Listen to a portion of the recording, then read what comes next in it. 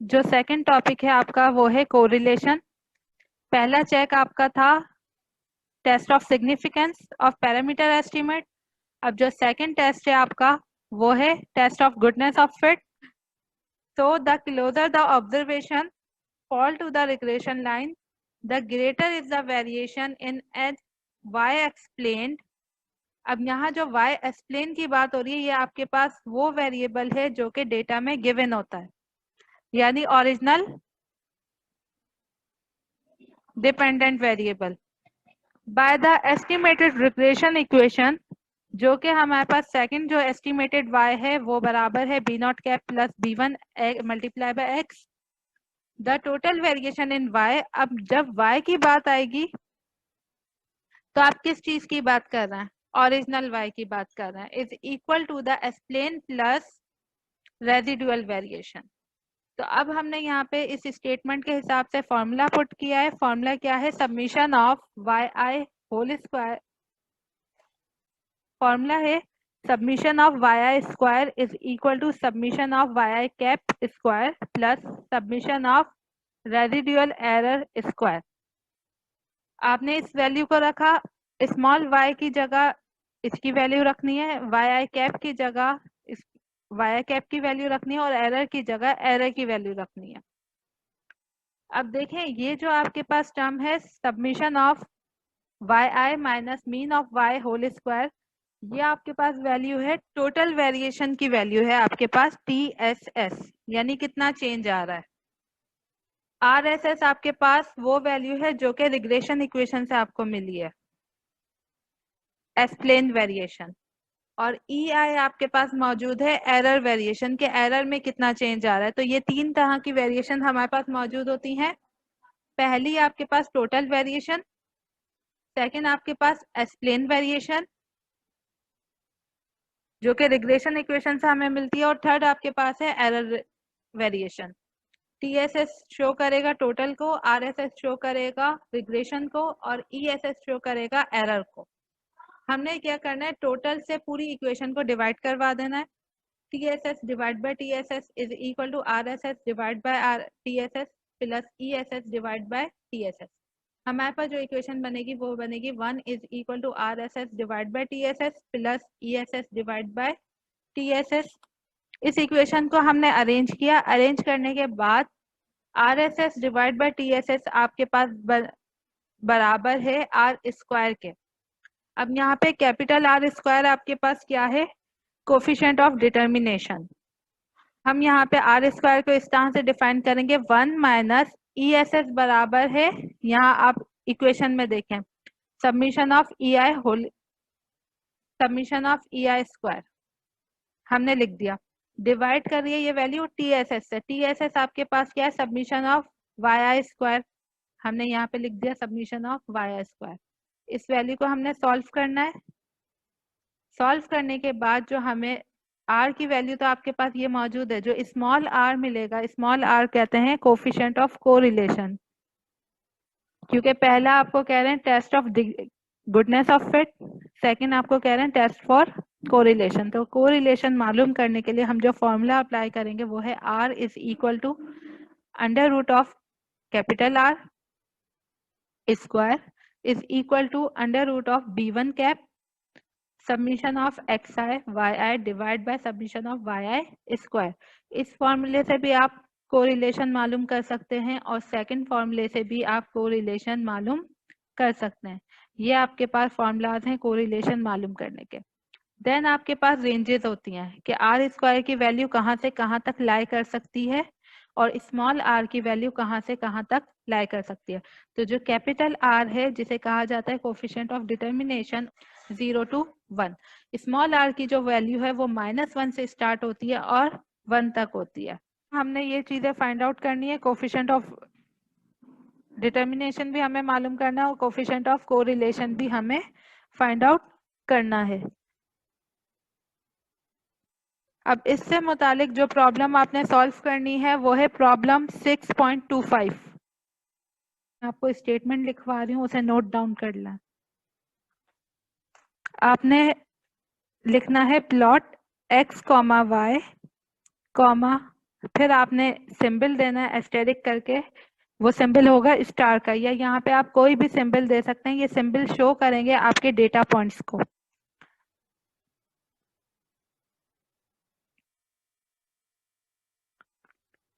Plot command आपने देनी है। प्लॉट कमांड के बाद आपने जो आपके वेरिएबल्स हैं उन्हें शो करवाना है, एक्स कॉमा वाई कॉमा, फिर आपने यहाँ पे नोटेशन देनी है जिस भी चीज से आप अपने पॉइंट्स को शो करवाना चाह रहे हैं।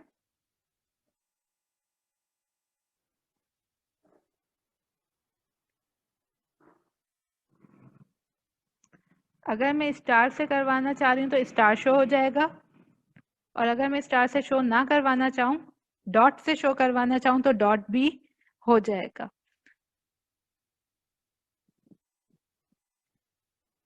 सेकंड कमांड आपने देनी है प्लॉट, क्योंकि आपके पास दो सीरीज है, एक ओरिजिनल डेटा की है, दूसरी एस्टिमेटेड डेटा की है, तो आपने इसमें भी लिखना है एक्स कॉमा, आपने वाई ईस्ट लिखना है, क्योंकि यहाँ पे वाई एस्टिमेटेड को हम मैटलैब में इस तरह से लिखते हैं।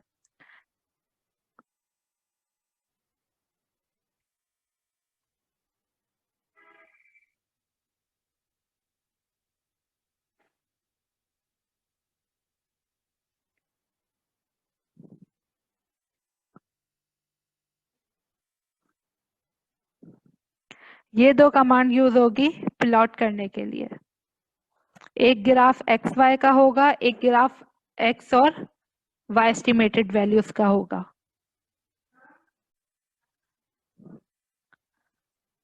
अब जो हमारे पास थर्ड टॉपिक है वो है मल्टीपल रिग्रेशन।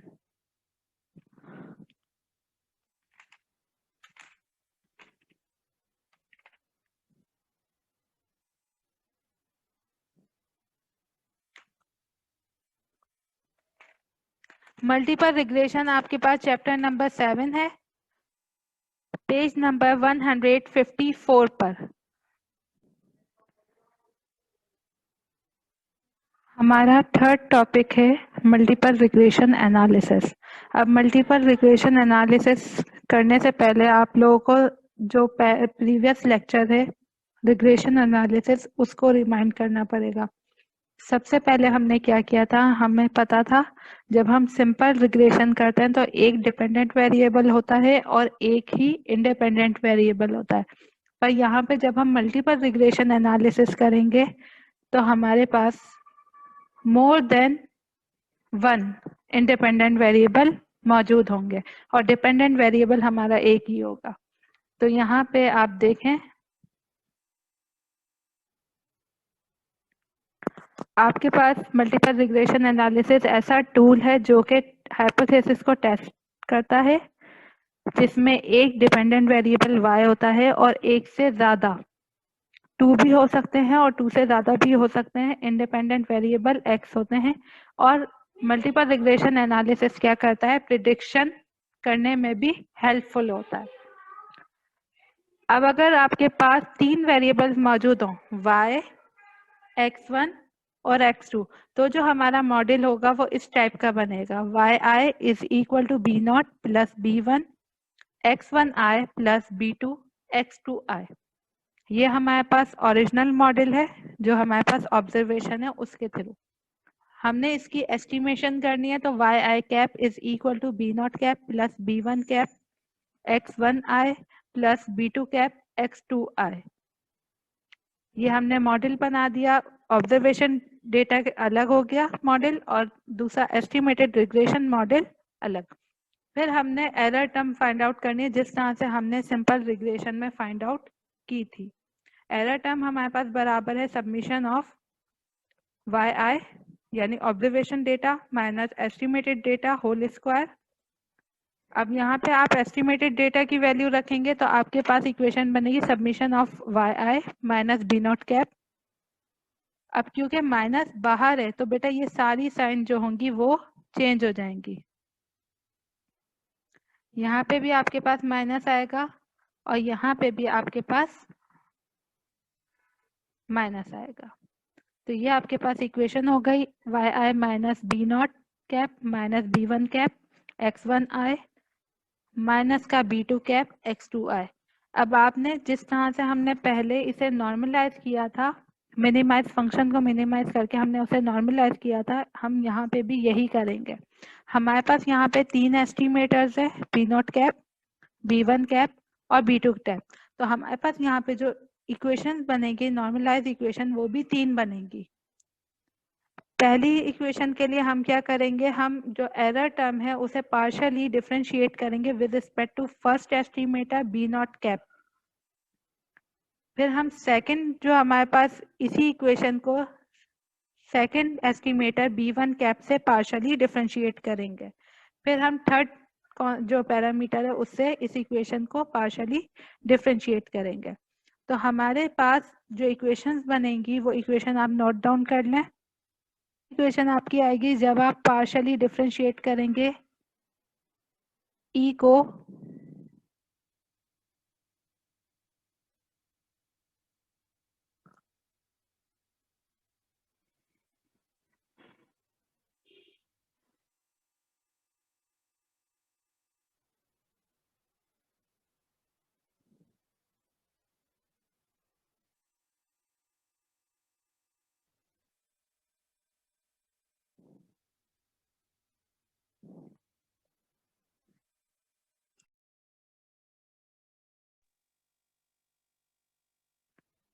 फिर आप ई आई को ही जो ई आई स्क्वायर की आपके पास इक्वेशन मौजूद है उसे डिफरेंशिएट करेंगे with respect to second estimator B one cap.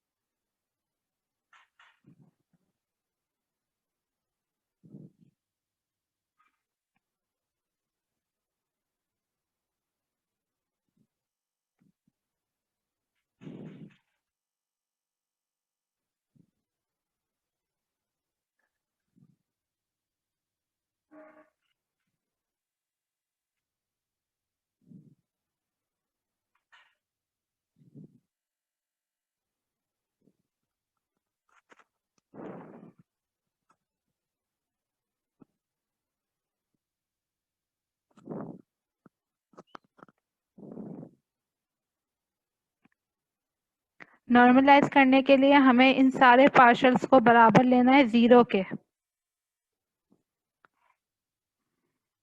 Last time हमने किया था सिंपल रिग्रेशन में, हमारे पास जो वैल्यू होगी डेरिवेटिव की वो इक्वल होगी जीरो के। तो जो आपको इक्वेशन मिलेगी वो इन टर्म्स ऑफ मिलेगी summation of Y i, summation of x one i multiply by Y i और summation of x two I multiply by Y i. Derivative आप लोग कर लिएगा, मैं इसकी फाइनल इक्वेशन आपको लिखवा रही हूँ। बेटा ये जो तीन इक्वेशन आपके पास आई है, submission of Y I is equal to N B naught plus N B one cap. अच्छा यहाँ पे भी आपके पास बी नॉट के पास कैप है, तो submission of Y I is equal to N times B not cap plus B one cap submission of x I one plus B two cap submission of x two one. ये आपके पास equation 1 है। Second equation आपके पास है submission of x one i multiply by submission of x y one is equal to B not cap multiply by submission of x one square plus B one cap submission of x I one whole square, b one cap submission of x one i whole square plus B two cap submission of x one i x two i. इसी तरह से जो third equation आपके पास आ रही है वो है submission of x two I multiply by Y I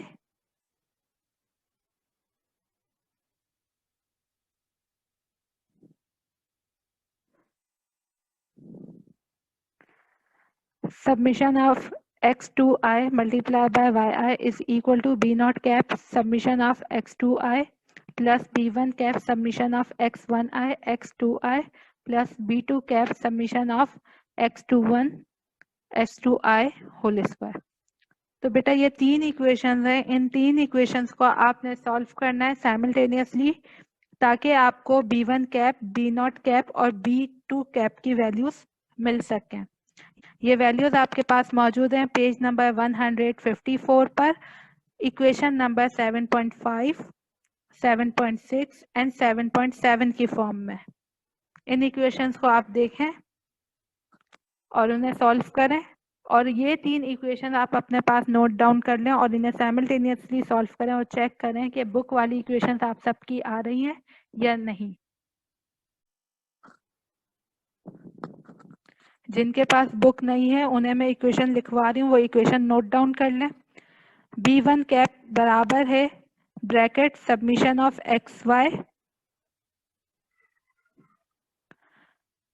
bracket close, then second bracket submission of x2 square bracket close minus submission of x2 y bracket close bracket submission of x1 x2 divide by submission of x1 square multiply by submission of x2 square minus submission of x1 x2 whole square. ये आपके पास b1 की value है। b2 की value आपके पास है b2 cap की is equal to b2 cap is equal to submission of x2y bracket submission of x1 square minus bracket submission of x1y bracket close multiply by bracket submission of x1 x2 divide by submission of x1 square submission of x2 square minus submission of x1 x2 whole square. और जो third equation है आपकी B not cap की, वो आपके पास बराबर है mean of y minus b1 cap mean of x1 minus b2 cap mean of x2। ये आपके पास तीन इक्वेशंस हैं और इन तीन इक्वेशंस को रख के आपने एग्जाम्पल नंबर 1 को सॉल्व करना है।